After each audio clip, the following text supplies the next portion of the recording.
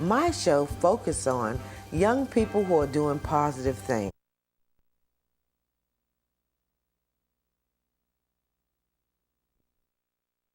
Positive things.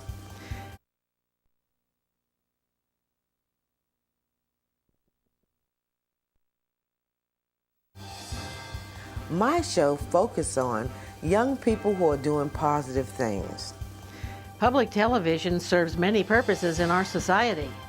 Why then is it being murdered by a cabal of cable and telecom industries, working in collusion with local and state governments? Find out what the purpose of public access is and why it's so important to our communities, our state, and our nation. Next on Full Disclosure. Relentless, probing, fearless. This is Emmy Award-winning Full Disclosure with Leslie Dutton, bringing you the truth by revealing the news behind the news.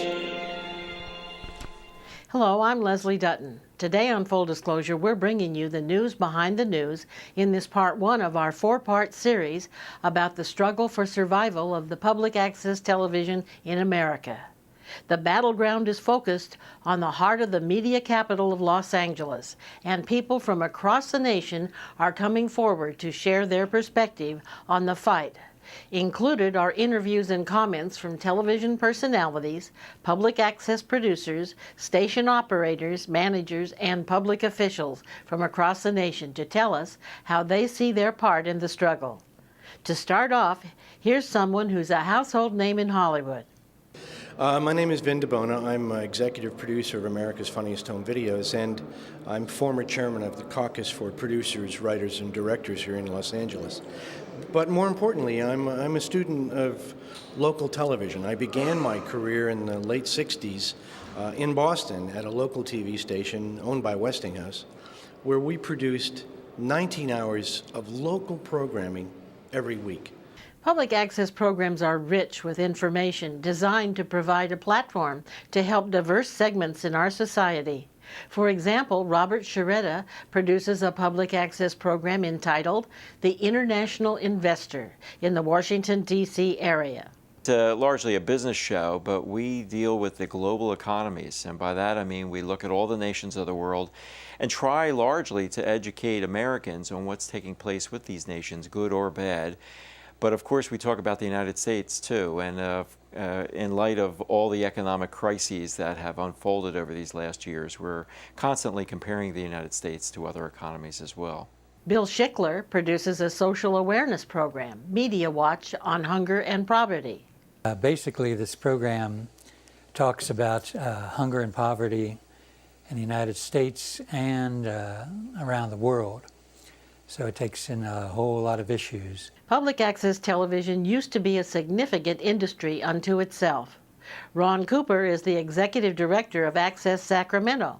Listen to him describe the operation of public access in his county. The staff at Access Sacramento, there's 6 full-time staff, about 4 regularly scheduled part-time staff, and then about 10 or 15 on call as needed workers, plus about 600 volunteers who actively produce programs or submit programs to the channel 17 and 18 and to the community radio, The Voice. 600 volunteers. This is a major community effort by people who feel strongly about making their voice heard. People like James Cavendish and Elaine Alston. My name is James Cavendish. We're the producers of the DCTV public access show called Hear the Real Right Side. It's a 1-hour political commentary of stuff that you will not hear from other places. We're producing a show called Dreams. We're bringing people in from the community and all over the world who are astronauts, who are doctors, who are dentists and whatever, and they're talking to our young people. And it's so exciting because these young people realize it's okay. It's cool to be an A student. It's cool to dress properly and say yes ma'am and no ma'am and do your homework and be a respectable person and want to make something out of your life. Los Angeles City Councilman Bill Rosendahl built his notoriety as a cable executive, as a talk show host. He explains the history, how public access came about as the cable companies were negotiating with the cities to install cable for subscribers. The city had regulations. You had what you call a franchise agreement. And you negotiated that franchise with the city. And in the negotiations, everything's on the table. You have the privilege and the opportunity to have a monopoly, so to speak, at that point, before the satellite even came in and before, of course, the phone companies came in. And so the cities, in their negotiations, put everything on the table, and you negotiated whatever the deal may be. A required component for each of the cable companies was to provide studios, staffing, and channels for public access. Arthur Pomo was the public access coordinator for Charter Communications for 29 years. He described how shows got on the air.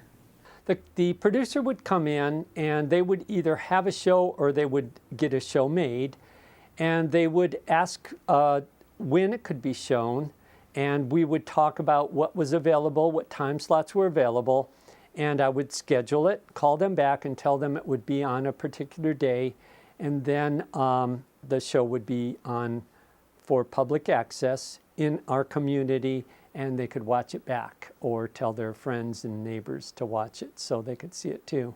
I worked at the facility in Santa Monica where we were part of the Hollywood community. Our coverage area covered a good portion of the heart of Hollywood, where everybody who comes to LA and wants to make it in the business would at least get a chance to showcase their talents. Emmy Award-winning actor Ed Asner sees the vital role of public access in his struggles with the Screen Actors Guild. I'm involved with a union now that is being assailed from all sides. The corporations, certainly, fellow unions, sister unions in certain respects, and with divisiveness within your union itself. So getting the word out has been very, very difficult there, because of the great corporate alignment to not letting the word be published. And if that word could get out and infect the minds of the Screen Actors Guild members effectively, it would be effective. But the opportunities are slim to none. The main purpose is to refute the liberal propaganda that you hear right here day after day. Things that we talk about, conclusions that we come to, you will not hear them on the public media, the mainstream media. Public access programs were more than mere venting of personal opinions. Steve Krieger identified how local groups could reach the community on public access. A pet adoption agency that dealt with, helping, these wayward pets who were going to be put to sleep at pounds, that used it very, very resourcefully as a way to get the message out and try and get some help for some of these animals that were about to be put to death. They obviously lost a great opportunity to get their message out. They were nonprofit. They were just working to help out the community. What we really try to do is create our show in a way that the average man or woman can relate to. And I'm always thinking about the average working person out there, but more specifically, I'm thinking in terms of how everyone should start to recognize that we live in a relative world. And by that I mean there are always politicians and others trying to say the United States is #1 in everything and we don't have to worry about the rest of the world. We like to compare ourselves and compare our politicians and how they're doing to other societies around the world. And so public access television serves a variety of needs in the community. When we come back, we'll hear how the cable companies have combined with the telecom companies to destroy this tremendous public asset.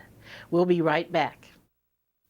In the government, there's a phrase used to restrict access to information. That phrase, need to know.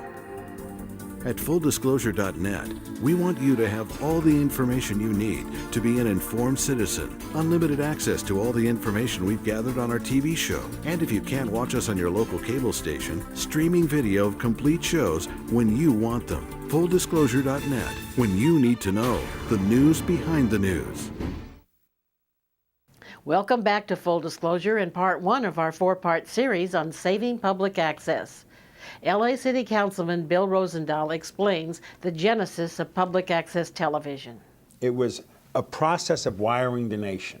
And when the nation was being wired in the 70s and in the 80s, cities asked for certain things. One, for good customer service with liquidated damages. So if the picture is gone or something's happened and the service person doesn't come, they're fined. So it was teeth in consumer issues, and then there was public access.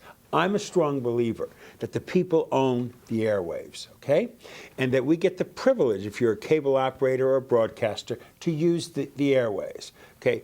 And in that context, public access became the public's opportunity to have access to the airwaves through the wire that the cable company put together. So we created public, educational, and government access, called PEG access. As Art Poma explains, the public access channels also aired public service announcements. We also had things that the city would ask us to do, and such as parades and PSAs, a lot of PSAs for people, which was one of our commitments that helped the community. Sometimes they were things that would be like a walk for cancer, breast cancer, or even things like blessing of the pets. PSAs were different than you would see on the networks because they were more local community PSAs. Councilman Rosendahl appreciated the uniqueness of public access. What it offered was fantastic. First of all, 700 producers producing 3,500 shows in the entertainment capital of the planet is LA. It was a lot of public affairs programming by first-rate people. There were a lot of eclectic, almost bohemian, expressive stuff. And frankly, some people got a career out of it. Some producers watching it or some writers coming up with it. And so some people actually went from public access into showbiz or celebrity status or into something else. For some people, this was more than mere entertainment. It was part of free speech. It was free expression. What I really liked about public access was people would always come in, and when they found out how easy it was to do and how they could do it, the first thing they'd say, I have an idea. I have an idea for a show. And then I would talk to them and see what they needed and what they had for their idea and explain to them how to go about getting the show out and ready and what they needed to do. Public access offered the opportunity for people to express ideas and views that were often ignored or suppressed by the mainstream media. These channels offered a platform that actor Ed Asner and producer James Cavendish think are important. They have been the venting place for public citizens.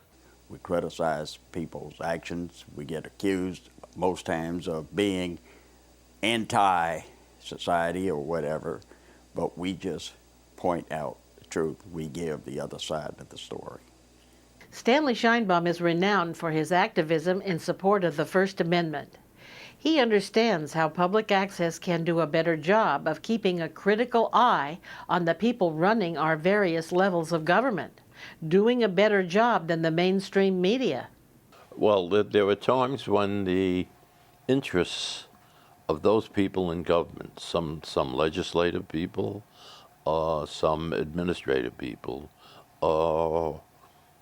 they don't want the information they had out, and they try to keep information away from the press. The press always struggles for it, but you constantly have that tension between government executives, not only executives but legislators also, who do not thoroughly agree, especially when their own careers are at stake and involved. Jocelyn Lawrence thinks public access programs like hers are very important to correct or to better inform people than the mainstream media. Well, I do think it's necessary because of all of the misinformation through mainstream, things that I experienced and they announced on TV, which I totally disagree with their views of it. Public access goes grassroots a lot of times and get that information. So I make it a point when I can to get out there and get it from the horse's mouth or from the people's mouth. And I unedit it. You know, I don't have to edit it or give you sound bites. You just, you know, what I see is what you get. So it's very necessary because it gives us that, that conduit to do that. The media, when it comes to television, bleed if it leads, soundbite journalism, gotcha politics, never educating or informing or connecting. Opinionated stuff, people don't even know what's going on. So that was my mission. But public access was anybody from the public have access to the airwaves. I truly believe that public access is an electronic soapbox. It is a free expression First Amendment right, and that the cable company as an obligation would provide that channel. Now I took it even more seriously. I had a staff of 14 people. I had 3 studios. I had 700 producers who produced 3,500 shows a year. I considered it a sacred cow. I must tell you, I was a lone wolf. The industry was not terribly in favor of it because it cost money. Ed Asner put it in an interesting light. This is the internet. In terms of TV, without this public access to TV, there is no internet for television. There's no other medium, mainstream medium. If it wasn't for public access, we wouldn't have any outlet. So it's very, very important that we keep it up and make it stronger. The void here is giving the other side. The other side that you don't hear. Let me give you an example. If you would listen to, say, the Congressional Black Caucus, you would think that there has not been any changes racially in this country over the last 50 years. Even though we've got a black president, you would think that the right wing is the only racist party in this country. You would think that there have not been any achievements in this country racially. What I try to point out to people is that we have come a long ways. We have made humongous strides, but there is still a long ways to go because we've got to deal with our responsibilities. There always were shows that I would show where people would call back and say, oh, I love that show. When is it going to be on again? What time is that time slot? And, you know, I'd be only too glad to help people to be able to watch it, call the producer back and tell them that there was interest in it. And it was a good thing. It helped a lot of people, especially the things that were informational. There were, you know, were people that liked shows that were like, let's say, health issues, about different medical things that happen in people's lives, depression or things like that. If there was a show on something that affected people, they would love that. For the news behind the news, wherever and whenever you want it, go to fulldisclosure.net and get programs on topics affecting you, weekly updates and alerts on hot topics, video streaming of Full Disclosure episodes. It's award-winning, hard-hitting, corruption-fighting news coverage. And it's only available at fulldisclosure.net. Fulldisclosure.net, the news behind the news.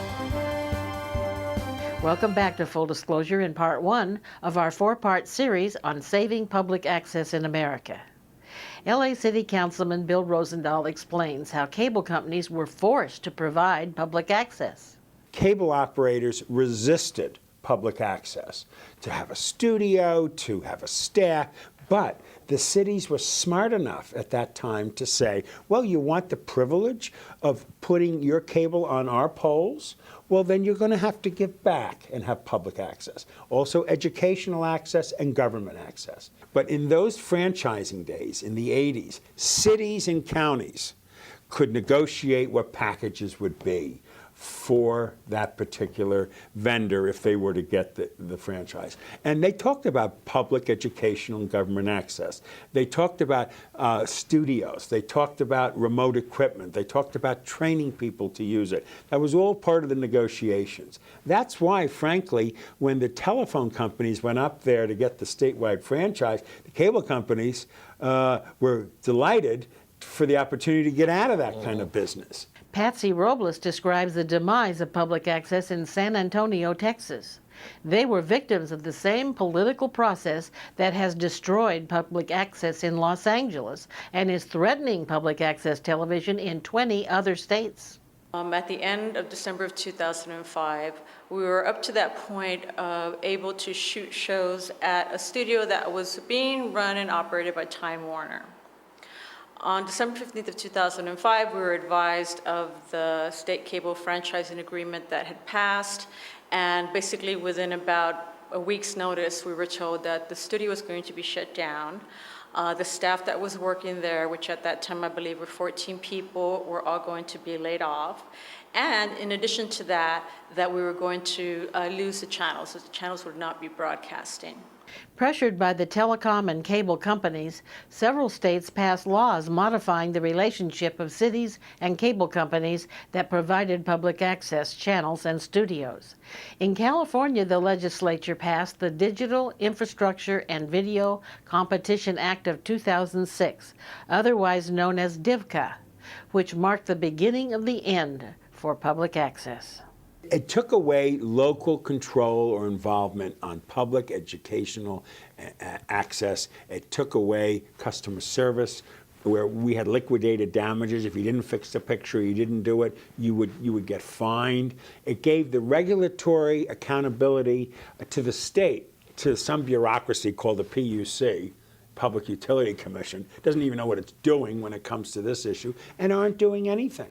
And in fact, what's happened is the Public Utilities Commission, which was the designated state agencies to manage DIVCA and manage state cable franchising, has basically punted, because they don't have the resources to do it, back to local governments. So in many ways, the local franchising authorities were established, still are expected to manage some degree of complaints locally, and also to receive the 5% franchise fees and distribute them per local procedures. What actually happened was on January 1st, our public access channel, which we have one that's public access, went black. There was an educational channel, and I believe that one still continued to air because there was a community college that was actually running that channel, and it wasn't being run by Time Warner or the city of San Antonio. The city council, during the last meeting of the year, when they were advised of the situation, immediately funded so that the government channel would not go black and would continue in operations. They contracted with an outside studio to continue filming their shows for the city council members of the city of San Antonio. But basically all the public access producers were left in the dark and with no facilities, no equipment, et cetera, no way of being able to put on their shows. Public access producer Bill Schickler explains the reasons this is happening. There's big telecommunications companies that want to take over the bandwidth that public access stations are carried on, because they can take those frequencies and use them to sell high-speed internet, broadband internet, which is a very lucrative business. It's talking about something like $75 to $80 billion a year just to use frequencies for high-speed internet. And since 2005, we've been having a nationwide battle, which we won in 2006, to keep these big telecoms from taking over public access. So now they've gone to a state level, and they've gone to the states and say, well, you don't really need public access. We'll give you a bunch of money. Give us those bandwidths. And that's where the battle is going on now. And the deal with Sacramento was give us a blanket franchise for the whole state. We'll go through the PUC, the Public Utilities Commission, and we'll be monitored that way.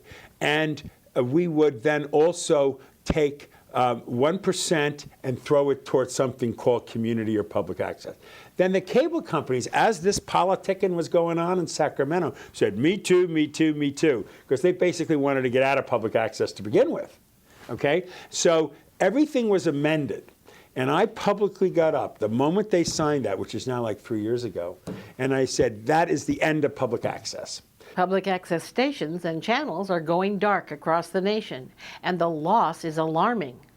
Without public access, a lot of things that I've tried to convey to over 300,000 people would have never been able to be done. Because I don't have money to go to other stations or to pay to get things done that I need, to get the message out there to our young people that their dreams are reality. Their dreams can become a reality. If public access went off the air, my worry is that first we would be cut off from a significant population that we're currently serving. I don't know if there would be enough corporate sponsors or a commercial station in the Washington area to really pick up the slack of what public access is providing us now, which is really coverage throughout the entire Washington metro community. But more importantly to us, I worry about the new producers coming along. We ourselves right now are at a point where we're trying to groom and cultivate a number of producers, some of which that could add to what we're doing, but others that might go out and produce on their own now. I think they would not have the opportunity if it wasn't for the survival of public access. You want to tell people hands off public access. Ed Asner isn't optimistic about the future of public access television. The people are probably going to let this die, being sheeple, allowing it to die, and then 6 months from now or a year from now, when they become frustrated with commercial TV and the moneyed channels, they say, why isn't there an access that we can talk about these ideas without having to get down on our knees and beg to appear on some local TV show? And then they say, oh, we used to have that? Oh, why don't we have it now? Oh. And they'll whimper and whine and mewl and puke and cry. We want to know what you, the viewers, think. Do you think public access television is worth saving? Please call our Full Disclosure Town Hall number and tell us what you think at 1-800-867-7777. That's 1-800-867-7777. And if you leave your name and number, we'll get back to you. Or you can log on to our website at fulldisclosure.net and leave your opinion there. And if you leave your email address, we'll be happy to respond. I'm Leslie Dutton. Please join us for Part 2 of this series, where we will show you the way public access television has made a significant contribution to all of our lives. That's coming up in the next edition of Full Disclosure. Thank you. To respond to this question or comment on this program, please call 800-867-7777 or visit fulldisclosure.net. Transcripts or DVD copies of this program are also available on our website. Full Disclosure, the news behind the news.